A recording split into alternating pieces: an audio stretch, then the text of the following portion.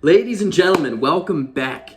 First things first, I wanted to announce that I am absolutely 100% going to come out with a podcast on my channel at some point soon. The only thing that's been stopping me is trying to find a co-host, but right now I'm at a point where I'm like, screw it. If a co-host seems to come along, they'll come along. Philadelphia sports creators, hit me up. Why not? Let's talk shop, let's talk business, but it's going to be a once-a-week thing from here on out, most likely, and it's going to be a me thing. It's going to be a half hour long, most likely. I'm just going to talk about sports, the Sixers, the Eagles, and film and TV if I have the opportunity to. So why not let that fly? Hit the like button, subscribe, and let me know in the comment section your thoughts on that. Why not? Let's get into the video. Let's talk about who the NBA MVP is as we speak. There are probably 3 or 4 pretty good options you could go with, and I'm going to immediately start off and talk about Nikola Jokic. This man is putting up a historic season. And as a Sixers fan, it pains me to say that I probably think he's probably the best NBA center in the NBA. Not all around, though his defense has vastly improved over the last year or two, but what he's doing right now to keep the Nuggets at 500 is incredibly impressive. And I think the narrative may change of him being the MVP once Murray comes back, because I think he's going to get a lot more support as his team starts to win. That's if Jamal Murray comes back. Who knows? And to say it makes a difference. I mean, it probably will. But Jokic is putting up historic efficiency numbers. He has the best PER in NBA history right now in the season. That includes Michael Jordan, LeBron James, Wilt Chamberlain. If you're beating Wilt Chamberlain in a statistic, that's impressive, because that man was a cheat code in an era of 5'7" white guys who had day jobs because the NBA was paying $15 an hour, like the state of New York. Shout out to the New York mayor or governor, I don't know. Just pay me more, basically. Jokic is doing all he can to keep a very depleted, injury-riddled team alive in a Western Conference that isn't as tough, but pretty top-heavy. Jokic is seriously incredible. I think we take for granted his statistics and his ability. I mean, he is one of the best passers I've ever seen in my life, and he's 7 feet tall. Ever since he got into shape, his defense has been a lot better. Offensively, he shoots the ball at a high level, and he is the complete central focal point for a team that relies on him like the Sixers rely on Embiid. That's a lot. More for that later. Number 2, I think, is the front runner as we speak, and it's Steph Curry. As the man who watched and paid a lot of money to go watch Steph Curry break the NBA three-point record, Steph is ridiculous. Obviously, he shoots the ball better than anybody in the history of the game. What he is doing for his team is going unsaid a lot. Last year, this year, every year of his career, I think the Warriors are going to be an extremely scary team once Klay Thompson comes back, especially. But the way he makes his teammates better, just based off of the gravity that he brings to his team, is it's never been done before. It's never been seen before. The only person I can compare it to is Klay Thompson, who is on the same team as him. Steph Curry is probably the MVP right now. He's putting up ridiculous statistics, and he's doing it at an efficient level, though he hasn't been great the last couple of weeks. Kevin Durant, who I would say is probably my vote, is doing the same. This man is putting up like 40 minutes a night, and he just beat the Sixers a week or two ago with 4 guys who literally were not in the NBA a month ago. Kevin Durant is the greatest scorer of all time, and the season that he's putting up is no different. The fact that he's been doing this off of an Achilles injury, like no time has been wasted, it shows the progression of modern medicine, because we couldn't even imagine this being done 8 years ago, let alone now. I mean, look what D Rose's ACL injury did to him, and you see what ACL injuries and Achilles injuries do to guys now. It's pretty unfathomable, truly. So shout out team doctors.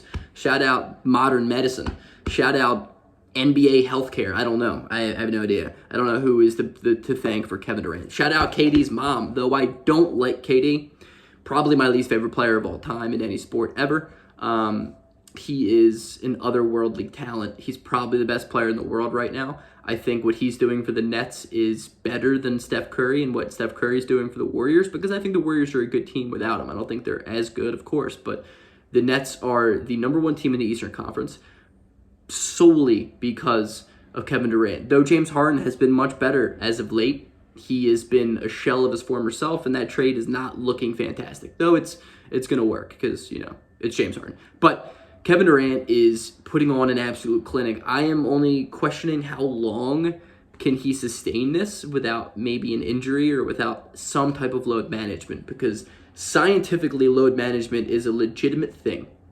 It is a successful thing that NBA teams use to implement correctly so they can have long playoff runs. I mean, it's a fact. And Kevin Durant putting up near 40 minutes a night, and the load that he has to carry for his offense and defense, in which he's been much better this year, it's ridiculous. And to ask that of a guy at any age is crazy, but to ask that of KD is especially crazy coming off of an Achilles injury is just unfair. And the efficiency that he does it at, the way that he scores, gets to his spot better than anybody I have ever seen. Props to KD, though I really don't think I will ever like him.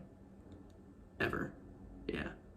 And low-key, I think DeMar DeRozan is kind of a guy who we should start talking about. Talk about impact to a team. The Chicago Bulls weren't even a play-in team last year, and DeMar DeRozan's come in and has absolutely had the best year of his career. Him and Levine are really, really scary. I mean, the game that the Bulls had last night, the Vucevic, DeRozan, and Levine trio combined for like 80-something points. It was unreal. It was unreal. The DeMar DeRozan fourth quarter show the dude's a legitimate closer. He has been really, really ridiculous. Like, sincerely ridiculous. Offensively, he's shooting the ball better than he ever has.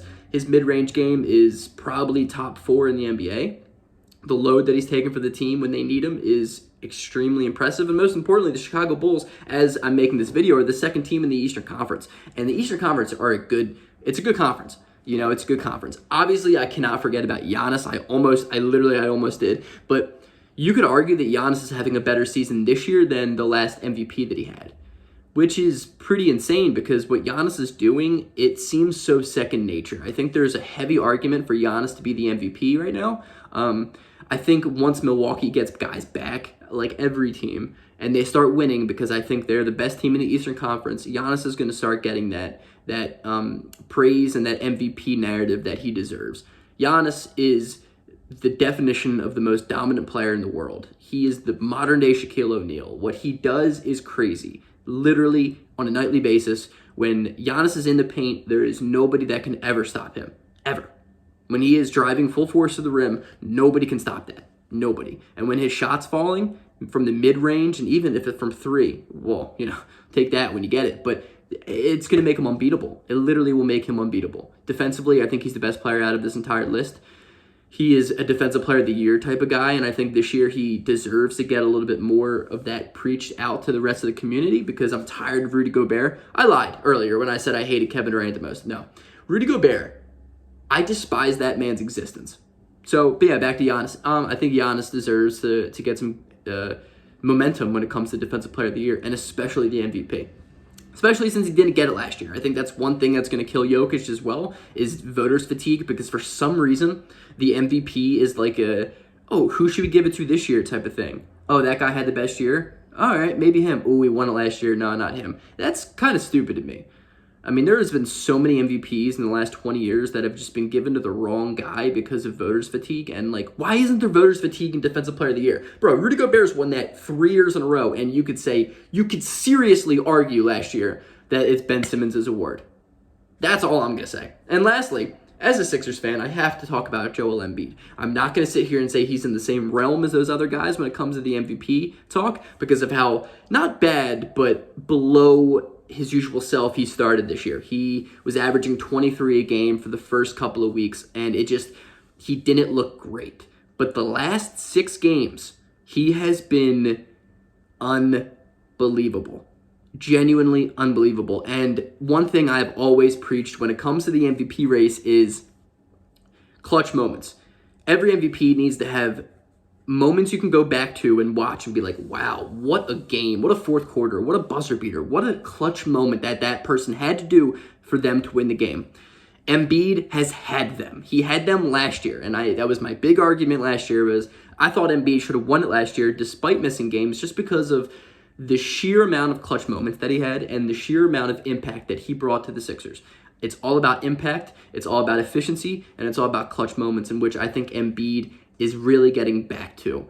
I would probably have Embiid in the top 10 as we speak, but if he continues to play at the level of basketball that he is currently playing, there has to be a serious conversation for him to be a top 5 MVP guy. I don't think he's going to win it, obviously, and I would say the odds are probably very much against him. One, because the Sixers suck, but you could also look at that like you look at Jokic. Look at what he's doing for a team that you know is a lottery team without him. He's bringing them into a top 6, top 7 playoff team, which is just impressive nonetheless. And what he does on a nightly basis is among the best that there has been for the past 20 years. And if you know, you know. If you watch Embiid, you see what he does from the center position nonetheless to completely dominate, carry, and just scorch the earth in some trolling manner.